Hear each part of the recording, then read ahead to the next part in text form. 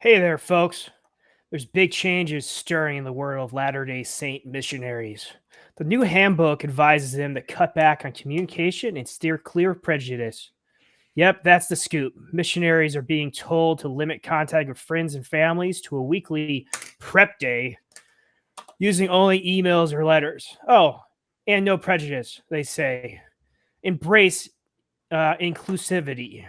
Now, while this might sound like a step towards a more open minded approach, some are raising an eyebrow. Critics point out that the move seems more like a controlling effort. The emphasis on effective teaching is leaving some wondering if the change is truly about connection or about keeping a tighter grip on the narrative. Stay tuned as these missionary rules continue to evolve. You can find this article called Reject Prejudice of Any Kind. Latter day Saint Missionary Handbook gets an update from the Desert News by Tad Walsh. Helen, would you like to start us out with your thoughts? I can do that. So, I when I was reading this article, I really did start chuckling. Like I was just like, huh, okay, all right. The Mormon Church is finally learning not to discriminate against people. Let's do we applaud? Applaud? Maybe, maybe I don't know. I had some feelings. And like, listen, I'm glad. I think it's great, when someone's working to be more inclusive, no matter what group they believe, belong to. So I'm not going to poo poo on it. I will give them a, a slight, yay for them. But you know what? I can't but think that it's only been like 44 years since they decided that, oh, you know what?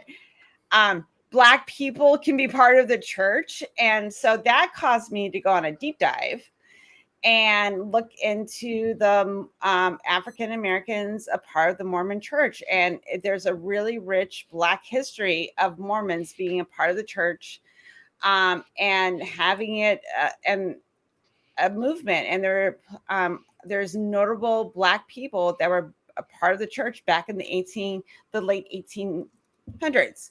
That I got that from, this was one other thing I got from blackpast.org, of African Americans and the Church of Latter-day Saints, that goes into the history, what happened, how they moved out of those, where they were being inclusive to people of color, and then slowly over time, white supremacy did its thing.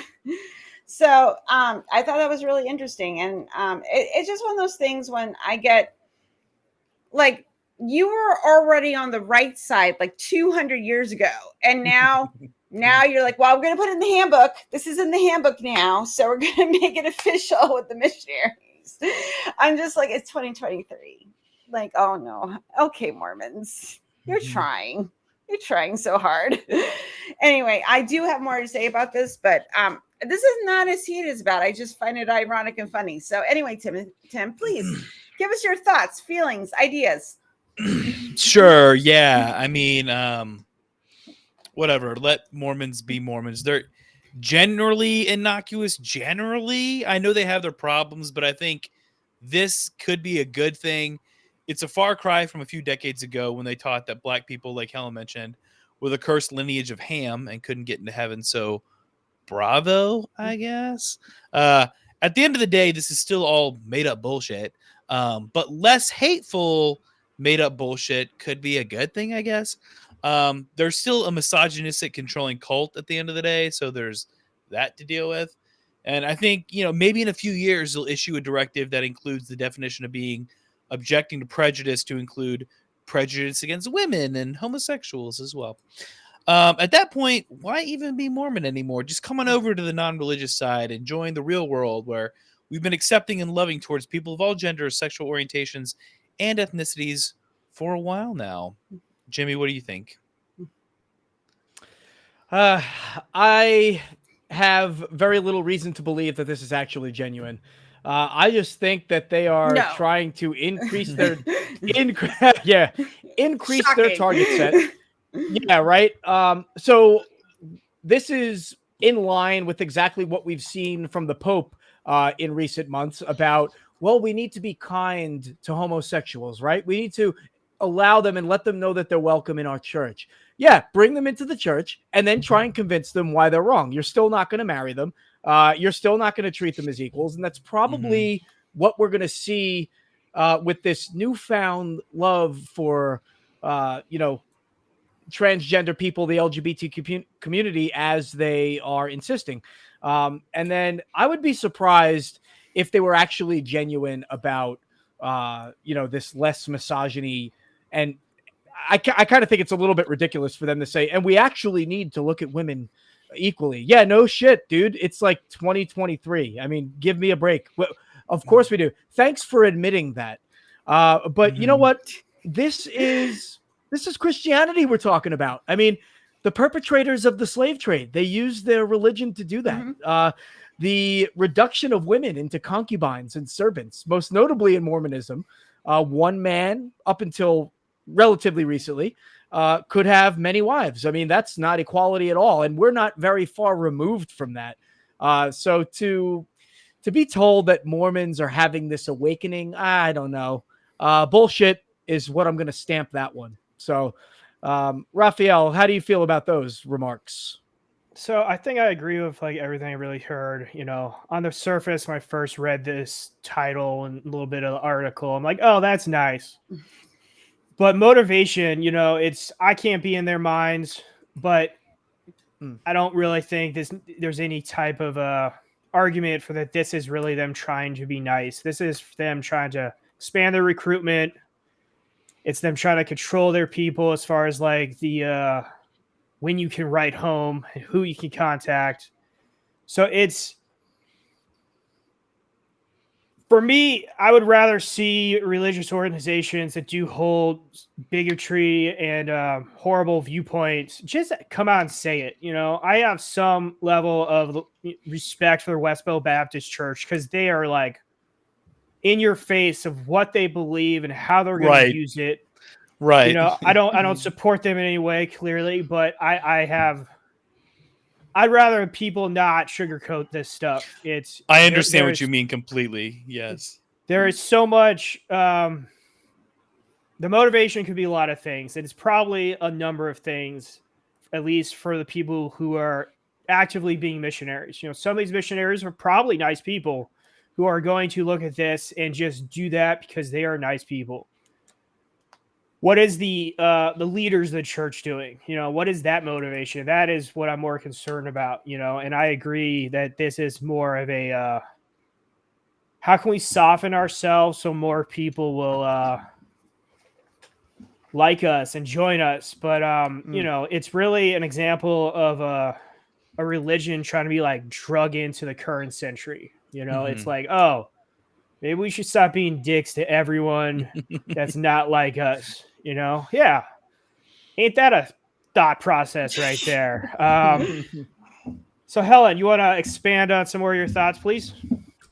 And I love what you were saying before about like, this, facade of progression, like, oh, we should treat women more equally, but there's still polygamy that happens within the Mormon church. There's TV shows about polygamy in the Mormon church. Like it has not gone away. And because like a woman can't have multiple husbands. Right. Right. Like, yes. Yeah. So, that's not equal. I'm like, if they were embracing polyamory for what it really is, I would probably be on board. But no, we got to have a man at the head and then everybody's below you. And it's such a good point. This is why when I see shit like this, I'm like, you're kind of doing the social aspect, like the public face of being progressive and trying to go for equality, but it can only be viewed through the lens of your religion. When all of us over here, it's like, well, we don't have a religion we belong to. We just want everybody to have equal rights and treated as human beings. That's all we want. And then they're over here going like, well, we want that too, but it has to be done within my book because otherwise the Sky Daddy's going to get mad at me and spank me and it's going to be bad. So that's the mentality that they're coming from. So it's not a genuine want to be inclusive. It's not the genuine want to understand people's backgrounds, understand what it's like to exist, as an outlier within society, what is not considered like white, cis, and straight.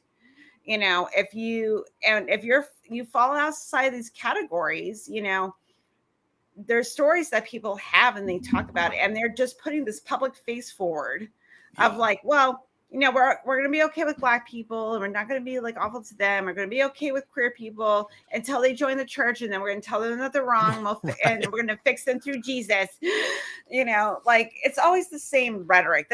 And that's why when we can all smell the bullshit. We're all very intelligent people here. We all know this keeps happening again and again and again. And though I can appreciate them trying, and like I said, like I don't want to poo-poo on someone, moving towards a more progressive mindset, but what I'm hoping is like, these missionaries, that they get their new handbook and they actually go out and talk to these communities, because that's the point, that they learn to be more inclusive so they can preach, the Mormon religion. But they're going to encounter people that might question them, going like, well, what do you mean you're equal to gay people? Can we get married in your church? Hopefully. Yeah.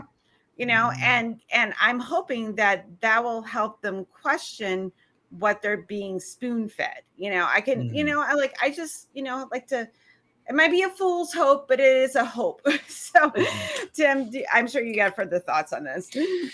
Yeah. I really agree with what Raphael said earlier. Being a former Christian, it bugs me a lot less when Christians are open and honest about what they believe than when they try to sugarcoat shit, because we know at the end of the day they believe that these people are going to burn in hell for eternity, just like the more fundamental groups do. We know at the end of the day that this inclusivity thing is just a way to get people in and ultimately try to convert them out of what they are. You know what I mean? I have a friend who's the pastor of a mega church, and I was asking him about their stance on homosexuals, and he said, well, we're accepting but not affirming, which means come to our church, come worship with us. We want you to believe that you are welcome here. We want you to believe that you are accepted here. But we will tell you at the end of the day that you're going to burn in hell for eternity, that your lifestyle is sinful, that you need to change. And that is such bullshit. Like, okay, true. They are preaching from their Bible, right? They are saying and teaching and preaching what's in their Bible, but don't sugarcoat it just to get these people. It reminds me of when I was a kid and they would have youth group and they'd be like, oh, we have an Xbox and we have pizza.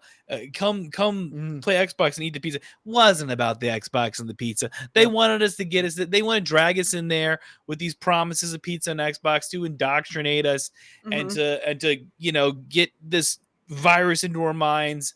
And that's what they wanted. And I just, it just pisses me off so much to see them. Hey guys, we're finally accepting. Look, we're modern and we're normal now. It's like, fuck you. No, you're not. Like you're just doing that to get people in, to try to you want to convert more people. That's all you want to do. You want to convert them. You want to convince them that what they're doing is wrong, that who they are is wrong, and you want to change them. And I think that's such bullshit. Jimmy. Yeah, I saw it in my church growing up. I mean, the adults, they fell victim to it too. They loved the free breakfast and free coffee. We were having a good old time, and the kids were in the back playing with all the toys, and we all had a great reason to be there, right? Church was fun. But it was in church where I was told that all Jews go to hell in 8th grade at Sunday school, where I was like, oh, that's bad. What the hell did he just say? What? I never heard anything like that. And I just was like, all right, I didn't believe it when I was in 4th grade, but 4 years later in 8th grade, I'm hanging on by a thread here, people. But I do think, Helen, I really like that you brought up this idea of the black people being accepted into the Mormon church in the past. Just like in the South, even though the Mormons accepted them, and I don't have any citations, I just have heard over and over again, that they actually didn't allow them to intermarry. It was like, yeah, you're black and you can come join our church, but you can't have our white child brides. Like, you have to No. fend for yourself on that one. Right. And we see that in the Mhm, South mhm. too. It's like, yeah, we're all Christian, but maybe you people should stay in your churches and we'll stay in ours. And Right. I actually Listen. heard that recently. If we mix the Yeah. races, then how are we going to tell each other apart, Jimmy? We have to have a hierarchy. Yeah. Duh. Yeah. God, when I was Yeah. a kid, my dad taught me that that races shouldn't mix because there's a verse in the Bible about being equally yoked. You may have ever heard this, and how if two people of two different races marry, it's just going to cause all sorts of problems because they're unequally yoked, and it just it's going to open a can of worms that can never be solved if two people of two different races marry. So, it's kind of funny. For the church, for these Mormons, it's kind of like an escape almost, I like to think about it that way, just from like an analytical perspective. Like, for just a second, they get to not be bigots, right? And they get to pretend and then Pretend not to be they can't get around it. They can't get We're around such it, good right? people. Like, yeah, like there's no way of navigating around their bigotry. We saw that when we spoke about the court case in Denver in a previous segment that we were in, where the church essentially admitted, we can't partake in your laws because it makes us not be bigots. So we're going to sue you instead. So I don't know. Just the hypocrisy is almost unending, and it's sad. But and Raphael, on your point, Malcolm X had a great line. He had more respect for his enemy who let him know where he stand, instead of somebody who came in his face pretending to be an angel and wasn't nothing but the devil. I always loved that line. So that is a good over to line. you, Raphael. Yeah.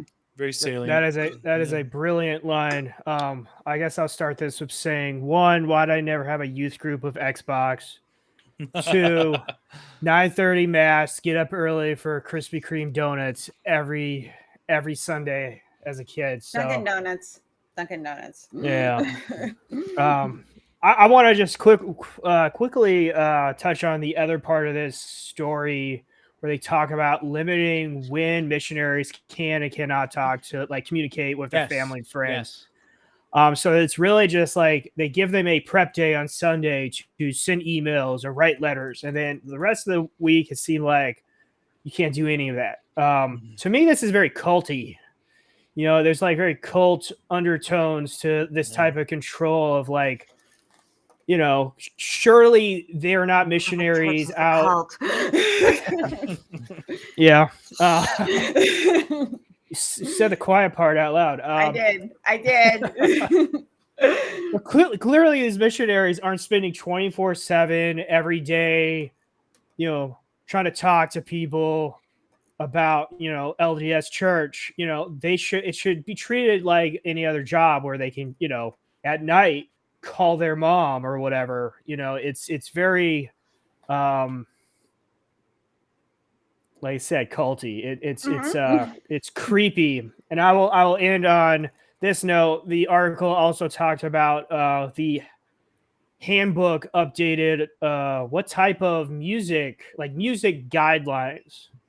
And I just want a copy of that section of the book so I can make a playlist of everything that LDS Church isn't allowed to listen to. And I'll kick this back over to. I'm sure it's a good playlist. Sure, it's all good. I'm sure they're listening to melodic death metal for sure. So, that's exactly what those LDS missionaries are rocking. Helen, you want to? They're listening to Slayer. They're listening to Slayer. Well, I like, to kind of wrap this up. I think that technically, like, I know that, I might get a little flack, but I am saying the quiet part out loud that, like, technically, if you go through the bite model, the Mormon church hits all the points of a cult. And because like you pointed out, you should be able at the end of the day to just like call your mom, say like, hey mom, I did this during the day. That's this behavioral control.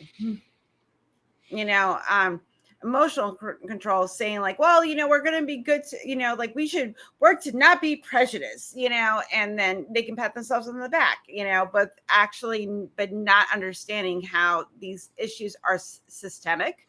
They are not just because an individual may be nice to people that are different than them. This is a systemic problem, but it's much easier to say like, if you're just nice to people of color and, and not be prejudiced against them, then you're not racist. Because we're not racist, and it's not about changing the infrastructure. It's about like, status quo. We're going to look really nice so people will join us. And then the dark underbelly will come out later. This is how it works, people. Anyway, I'm sure we're going to have more to say later on. But for now, if you want to get more from the nonprofits and hear more of what we have to say, please click above and get some more info.